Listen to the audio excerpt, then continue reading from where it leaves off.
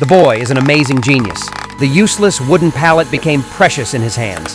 Stepmother's 70th birthday is coming in a few days. The boy really can't think of a suitable gift. Therefore, he plans to use his status as a carpenter to make beautiful and unique art pieces for his stepmother as gifts. He first took out 100 yuan to buy some wooden pallets from his uncle. He was so creative and confident with these wooden pallets that he decided to make a unique and exquisite wooden three-wheeled planter cart for his mother-in-law. But when he revealed his plans to his wife thinks he may be crazy, bought these worthless wooden pallets for $100. The woman was worried about embarrassing her mother. Then she began to scold him loudly. But when the manufacturer of the finished product presents amazing beauty and exquisite craftsmanship, the woman was instantly amazed and completely attracted. Stepmom received this precious gift. She not only praised the boy for his good craftsmanship, but also rewarded him with a precious bottle of wine. Now let's drink red wine together and admire how the boy made this unique gift.